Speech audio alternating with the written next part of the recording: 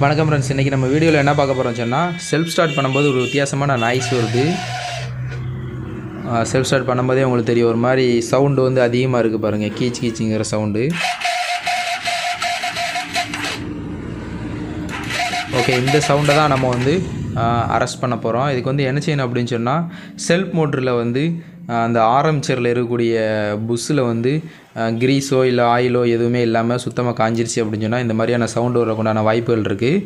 அதனால் வந்து நான் என்ன செய்ய போகிறேன் அப்படின்னு சொன்னால், செல்ஃப் மோட்டரை வந்து தனியாக வந்து கழட்டிட்டு செல்ஃப் மோட்டரை கழட்டி க்ளீன் பண்ணிட்டு மாட்டலாம் அப்படின்னு சொல்லிட்டு பார்த்துருக்கேன். கம்ப்ளைண்ட் வந்து அரெஸ்ட் ஆகுமா அப்படின்னு சொல்லி கேட்டால் தெரியாது. எனக்கு ஒரு டவுட்டு, எனக்கு வந்து செல்ஃப் மோட்டரில் தான் இந்த சவுண்டு வருது, இந்த நாய்ஸ் வருது அப்படின்னு சொல்லி டவுட் இருக்கிறதுனால நான் என்ன பண்ண போகிறேன் அப்படின்னு சொன்னால், செல்ஃப் மோட்டரை வந்து பிரிச்சுருக்கேன். இப்போ வந்து செல்ஃப் மோட்டரை வந்து தனியாக பிரிச்சுட்டு நம்ம அந்த மேக்னட்டையும் வந்து தனியாக வந்து எடுக்கணும். ஆல்ரெடி வந்து செல்ஃப் மோட்டரில் வந்து எப்படி ப்ரெஸ்ஸு மாற்றுறது அப்படிங்கிற வீடியோலாம் ஏற்கனவே போட்டிருந்தேன். சேம் அதே மாதிரி தான் இதுவும் வரும். பட் கொஞ்சம் வித்தியாசமாக இருக்கும். ஒவ்வொரு கம்பெனிக்கும் கொஞ்சம் கொஞ்சம் சின்ன சின்ன வித்தியாசங்கள் தான் இருக்குமே தவிர, மற்றபடி எல்லா செல்ஃப் மோட்டருமே ஒரே மாதிரி காமனாக தான் ஒர்க் பண்ணோம். ஓகே, இப்போ வந்து நம்ம ஆரம்பிச்சரையும் மேக்னட்டையும் வந்து தனியாக எடுத்தாச்சு. இப்போ நம்ம பார்த்தோம்னா தெரியும் உள்ளக்க.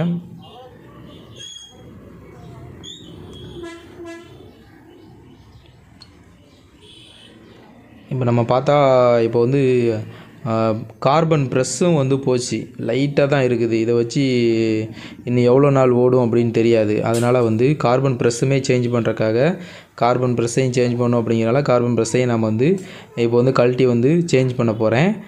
உள்ளக்க அந்த கப்பில் பார்த்திங்கன்னா ஒரு பித்தாளை புஷ் இருக்கும். அந்த புஷ்ஷில் வந்து நம்ம வந்து கிரீஸ் இல்லைனாலும் இந்த மாதிரியான கீச் கீச்சுங்கிற சவுண்டு வந்து வரும்.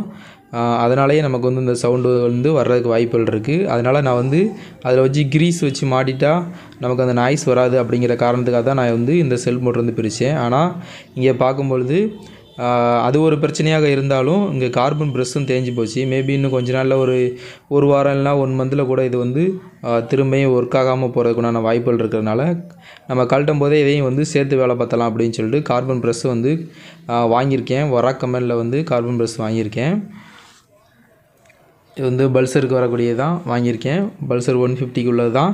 இது வந்து NS 160, இதுக்கும் சேம் ஒரே ப்ரெஸ்ஸு தான். கடையில் வந்து வாங்கிட்டு வந்துட்டேன் நான். இப்போ வந்து என்ன செய்யலாம் அப்படின்னு சொன்னால், கார்பன் ப்ரெஸ்ஸை வந்து நம்ம வந்து அந்த பாடியில் வந்து ஃபிட் பண்ணலாம். இந்த கார்பன் ப்ரெஸ்ஸு வந்து பாடியில் படாமல் இருக்கிறதுக்காக அதில் ஒரு பிளாஸ்டிக் வரும். இதில் வந்து மெயின் போகிறதுனால இது பாடியில் அது டச் ஆகாமல் இருக்கிறதுக்காக அதில் ஒரு பிளாஸ்டிக்கும், அது போக இதில் ஒரு அந்த போல்டில் வந்து ஒரு ஓரிங் வரும். அந்த ஓரிங்கும் வந்து உள்ளக்க வந்து டச் ஆகாமல் இருக்கிறதுக்கு வந்து பயன்படுது. அதே மாதிரி அவுட்டரில் மேலேயும் ஒரு பிளாஸ்டிக் புஷ் வரும். அந்த புஷ்ஷையும் போட்டுட்டு இதுக்கப்புறம் ஒரு வாஷரையும் ஒரு நட்டையும் போட்டு இந்த மெயின் டெர்மில் வந்து ஃபுல் டைட் பண்ணிடலாம்.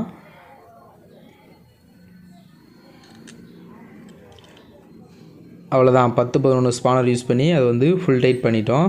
இதுக்கப்புறம் வந்து அந்த நமக்கு வந்து என்ன செய்யணும் அப்படின்னு சொன்னால், எர்த்து ப்ரெஸ் வந்து மாட்டணும். எர்த்து ப்ரெஸ் மாட்டுறதுக்கு வந்து அதிலே வந்து ஒரு ஸ்க்ரூஸ் இருக்கும். அந்த ஸ்க்ரூ வந்து கீழே வந்து இந்த கேஸோட அடியில் வந்து போல்டு போட்டு அந்த ஸ்க்ரூவை வந்து டைட் பண்ணுற மாதிரி இருக்கும்.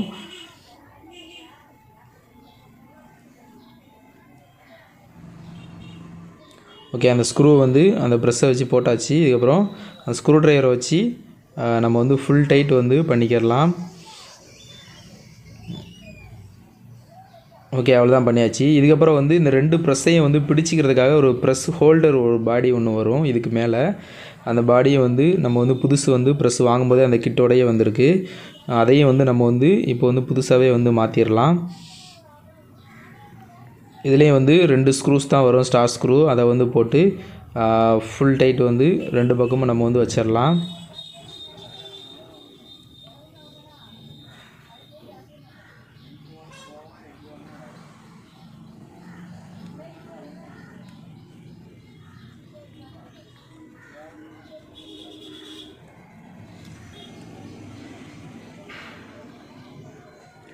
ஓகே, ஃபுல் டைட் வந்து வச்சாச்சு. இதுக்கப்புறம் வந்து நம்ம என்ன செய்யணும் அப்படின்னு சொன்னால், அந்த ஆரம்பிச்சரை வந்து நம்ம வந்து க்ளீன் பண்ணணும்.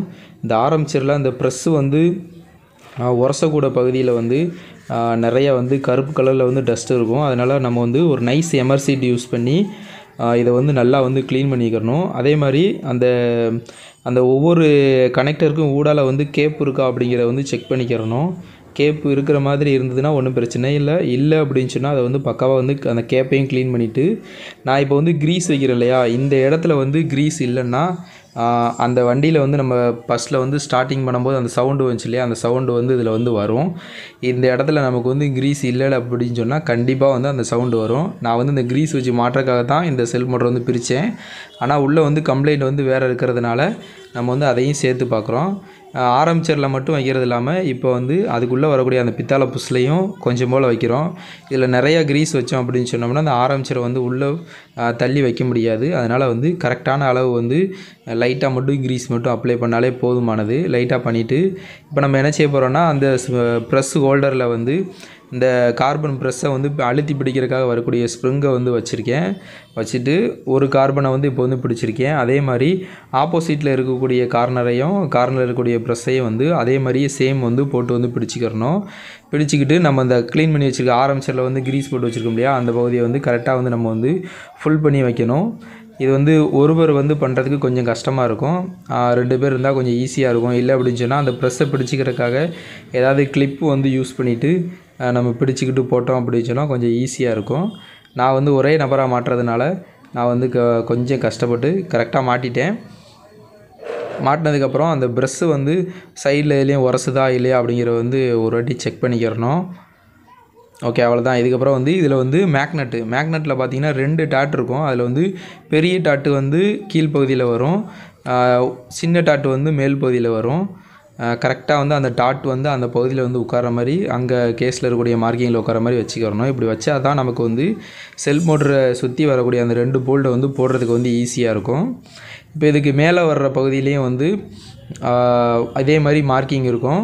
இந்த மேலே வர்ற பகுதியை வந்து போடுறதுக்கு முன்னாடி நம்ம வந்து இந்த சாஃப்ட்டில் வந்து லைட்டாக வந்து ஒரு க்ரீஸ் அப்ளை பண்ணிவிட்டு இதுலேயும் வந்து 2 வாசர் வரும். மேபி 3 வாசர் வரலாம், இல்லைனா 1 வாசர் வரலாம்.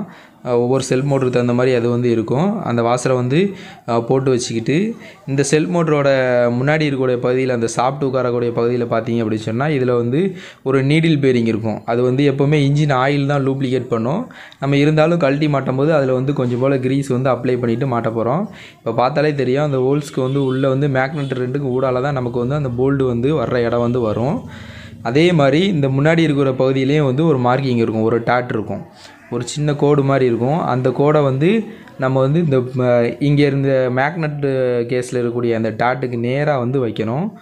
ஒரே மாதிரி நேராக வச்சுருந்தோம் அப்படின்னு சொன்னோம்னா இப்போ நமக்கு கரெக்டாக இருக்கா அப்படிங்கிறதுனா கரெக்டாக இல்லைனா அதை வந்து லைட்டாக வந்து திருப்பிட்டு ஒரே நேர்கோட்டில் அதை வந்து வச்சுருந்தோம் அப்படின்னு சொன்னோம்னா நம்ம வந்து இதுக்கு மேலே போடக்கூடிய 2 போல்ட்டும் ஈஸியாக வந்து நமக்கு வந்து சரியாக வந்துடும், கரெக்டாக இருக்கும். இது கொஞ்சம் போல் நமக்கு வந்து அங்கிட்டோ லெஃப்ட்டோ ரைட்டோ திரும்பி இருந்துச்சு அப்படின்னு சொன்னால் இந்த போல்ட்டு வந்து நம்ம போடும்போது அந்த மரையில் வந்து ராங்காக ஏறும், இல்லைனா மரையில் வந்து பிடிக்காது, ஏறுறதுக்கு வாய்ப்பு இருக்காது. இப்போ வந்து 2 போல்ட்டையும் நம்ம வந்து கரெக்டாக வந்து கரெக்டான மரையில் ஏற்றிருக்கோம். 8 டீ ஸ்பானர் யூஸ் பண்ணி இதை வந்து ஃபுல் டைட் ஆப்போசிட்டாகவே வந்து கரெக்டாக வச்சுக்கிடலாம். இதுக்குள்ளே வந்து தண்ணி போகாத மாதிரி இதை சுற்றி அவுட்டரில் வந்து 2 ஓரிங் வரும். அதனால் வந்து இதில் தண்ணிலாம் உள்ளே போகிறதுக்குண்டான வாய்ப்புகள் கிடையாது. மோட்டருக்கு ஃபுல்லாகவே சீல்டாக தான் இருக்கும். ஓகே, 2 போல்ட்டையும் நம்ம வந்து இப்போ வந்து டைட் பண்ணியாச்சு. நம்ம ஒரு தடவை வந்து அந்த சென்டரில் இருக்கக்கூடிய ஆரம்பிச்சர் வந்து ஃப்ரீயாக சுற்றுதா அப்படிங்கிற வந்து கையாலே வந்து ரொட்டேட் பண்ணி பார்த்துக்கிறணும். இதுக்கப்புறம் நம்ம வந்து செல்ஃப் மோட்டரை வந்து அது இருக்கக்கூடிய இடத்துல வந்து வச்சு நம்ம வந்து ஃபிட் பண்ண வேண்டியது தான். செல்ஃப் மோட்ரு வந்து கரெக்டாக மாட்டும் போது ரொம்ப கேர்ஃபுல்லாக இருக்கணும். இந்த பக்கம் இருந்து நம்ம வந்து ஒரு ஹேமரோ சுத்திலோ இல்லை ஏதோ வச்சு நம்ம வந்து யூஸ் பண்ணி அடித்தோம் அப்படின்னு சொன்னோம்னா கண்டிப்பாக ஏதாவது ஒரு பக்கம் ஏதாவது ஒன்று உடஞ்சிரும், கிராங்க் ஆயிரும், தவறான முடிவில் தான் போய் முடியும். அதனால் வந்து கையாலே நம்ம வந்து இதை ஃபுல் பண்ணி கரெக்டான இடத்துல வந்து கரெக்டாக வச்சுட்டு இதை பின்னாடி வரக்கூடிய 2 போல்ட்டையும் நம்ம வந்து போட்டு லாக் பண்ணிடலாம். 2 போல்ட்டில் ஒரு போல்ட்டில் வந்து எர்த்து வரும். இப்போ வந்து நம்ம வந்து மெயின் டெர்மினல் வந்து கனெக்ட் பண்ணுறோம். மோட்டருக்கு போகக்கூடிய செல்ஃபுக்கு போகக்கூடிய மெயின் டெர்மினல் வந்து கனெக்ட் பண்ணுறோம். அந்த கிளிப்பையும் வந்து அந்த போல்ட்டில் போட்டுட்டு அதில் வந்து ஒரு 10mm நட்டு வரும், அதையும் போட்டு நம்ம ஸ்பானர் யூஸ் பண்ணி அதை வந்து ஃபுல் டைட் வந்து பண்ணிக்கிறணும்.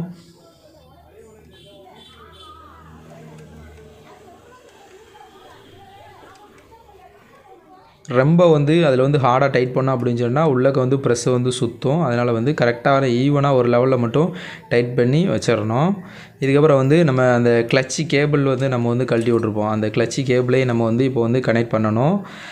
என்எஸ்ஸை பொறுத்தளவுக்கு இந்த கேபிளை வந்து கனெக்ட் பண்ணி இதில் வரக்கூடிய போல்டு ரெண்டையும் போட்டு ஃபுல் டைட் பண்ணிவிட்டு அதுக்கப்புறமா தான் நீங்கள் வந்து செக் பண்ணணும். ஏன்னா இந்த போல்டுக்கு பக்கத்தில் தான் ஆயில் வந்து ஹெட்டுக்கு மேலே ஏறும். அதனால் இதை கனெக்ட் பண்ணாமல் நீங்கள் வண்டியை வந்து ஸ்டார்ட் பண்ணீங்க அப்படின்னு சொன்னால் இந்த நீங்கள் போல்டு மாட்டுற பகுதியிலேருந்து ஆயில் நிறையா லீக் ஆகும். அதனால் வந்து கரெக்டாக வந்து முதல்ல வந்து நம்ம வந்து இந்த போல்டை போட்டு ஃபுல் டைட் பண்ணிடணும். இப்போ இந்த ஃபோல்டே வந்து போடாமல் நம்ம வந்து வண்டியை வந்து ஸ்டார்ட் பண்ணி பார்க்கக்கூடாது. அதனால் இந்த கிளச் கேபிளையும் வந்து நம்ம வந்து கனெக்ட் பண்ணிவிட்டு அதில் வரக்கூடிய 2 போல்டையும் நம்ம வந்து போட்டு வண்டியை வந்து ஸ்டார்ட் பண்ணி பார்க்கலாம்.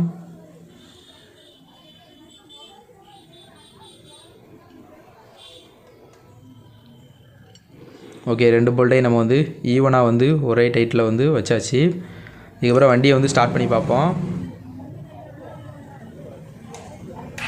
ஒரு டைம் 2 டைம் இல்லை, பல டைம் கூட நம்ம வந்து ஸ்டார்ட் பண்ணி பார்க்கலாம்.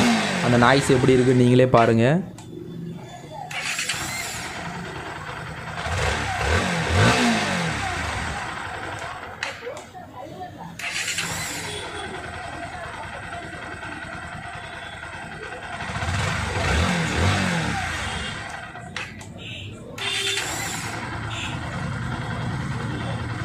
ஓகே ஃப்ரெண்ட்ஸ், சவுண்டு வந்து இப்போ வந்து இல்லவே இல்லை.